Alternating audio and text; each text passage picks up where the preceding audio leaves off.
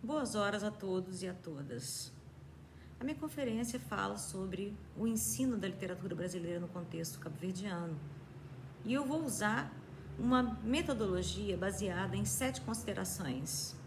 A primeira: o contexto linguístico cabo-verdiano é notadamente bilíngue.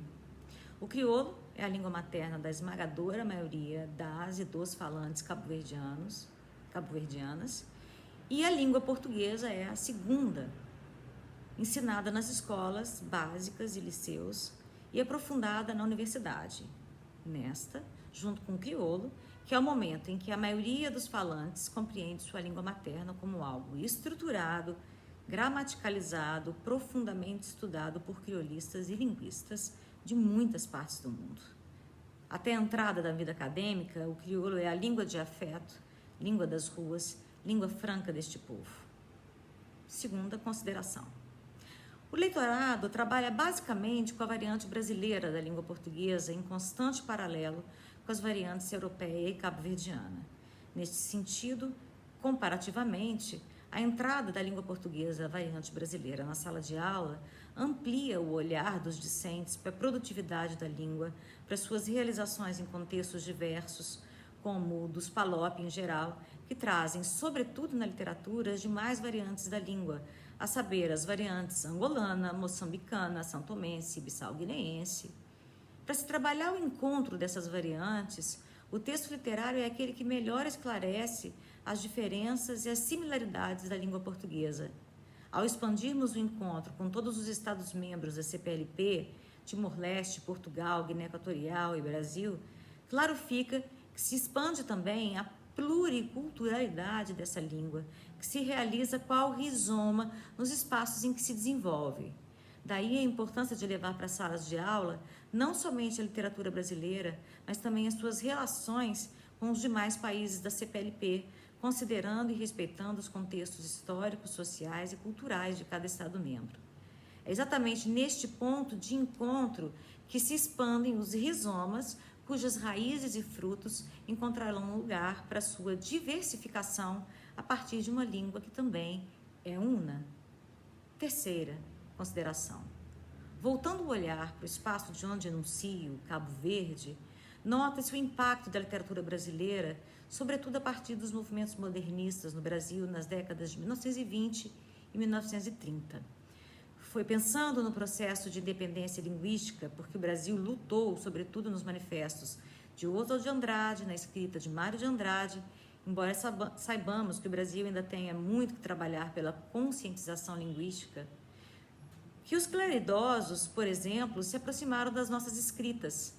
Clássico mencionar a relação entre os flagelados do vento leste, de Manuel Lopes, de 1959, com Vidas Secas, de Graciliano Ramos, publicado em 1938. Importa lembrar que aqui, em Cabo Verde, a independência foi conquistada em 1975, como ocorreu em todos os PALOP, mas que houve, de fato, um movimento anterior, datados de finais do século XIX, pela escrita, de consciência da necessidade de tornar o arquipélago independente de Portugal. Nesse sentido, o contato intelectual com o Brasil se deu fortemente e tornou-se ainda mais perceptível. Em São Vicente, por exemplo, no Barlavento. Não à toa disse que São Vicente é um brasilim, o que não está relacionado apenas ao carnaval, como se pensa. Quarta consideração: devido aos tardios processos independentistas dos PALOP, que certamente passaram por recorrentes silenciamentos no que diz respeito às literaturas nacionais, foram um fator cultural para a emergência da consciência cultural e linguística de cada um depois de 1985. Aquilo que era uma gestação nasce finalmente, de forma particular em Cabo Verde, alguma literatura escrita em crioulo vem à tona e a língua materna não é abandonada pelas opressões da neocolonialidade. O que intento dizer é que, embora a independência houvesse sido conquistada, havia ainda uma força da entrada do português europeu no arquipélago, tal como aconteceu em São Tomé e Príncipe, por exemplo, e das literaturas portuguesas, fato que ainda ocorre nas vidas da escola básica e dos liceus.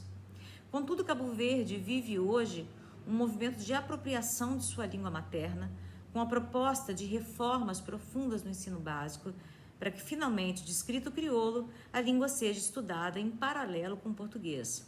Vale dizer que ainda não há uma descrição do português cabo-verdiano como temos no Brasil, que está em franco processo de desenvolvimento em Moçambique também. Quinta consideração.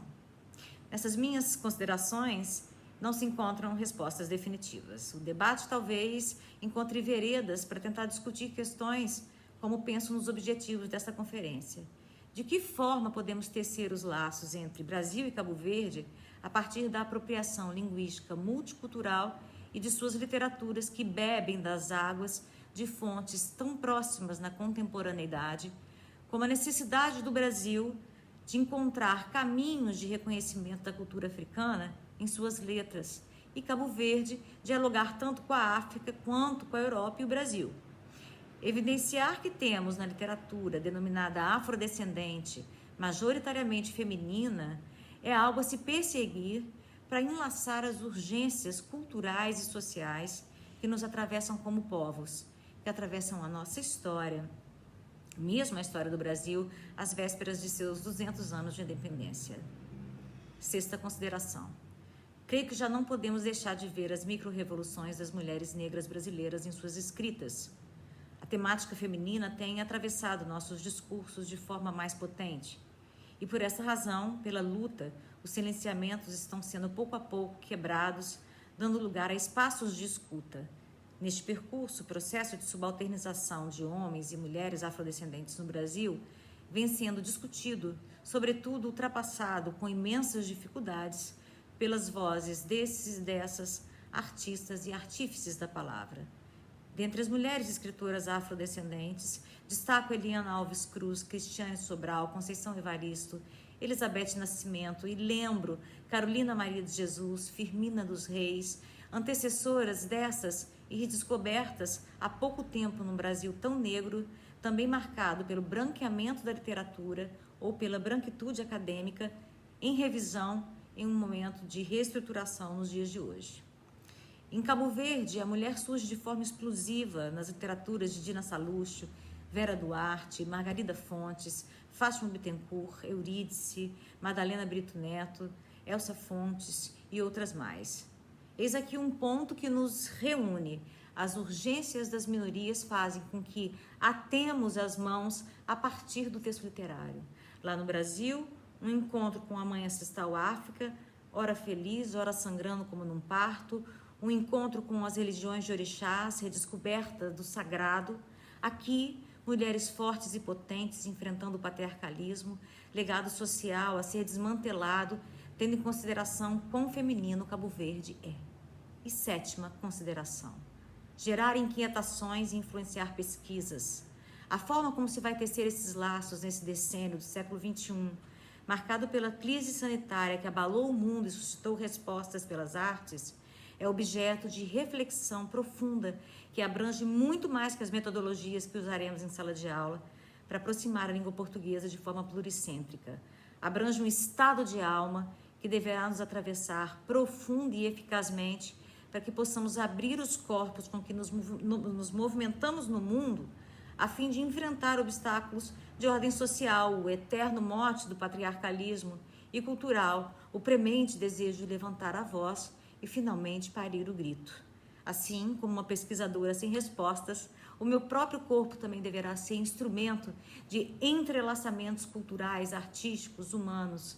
Enfim, a literatura, esta que me liga ao mundo, também segue inscrita no meu corpo e no meu caminhar diário, feminino, materno, intelectual, profissional. Creio que vivemos um momento em que é necessária essa entrega para que consigamos compreender as diferenças que nos unem. E para finalizar o que disse anteriormente, diferenças que nos unem é uma forma de causar inquietação e de tirar da zona de conforto o intelectual ou a intelectual, o ser humano em geral, que somente assim se vê, logo reconhece somente aquilo que é reflexo do que consegue enxergar. Sejamos verdadeiramente plurais. A tessitura de nossas falas se dará na fronteira do corpo e assim se fará discurso profícuo, rizomático. Muito obrigada e, mais uma vez, boas horas.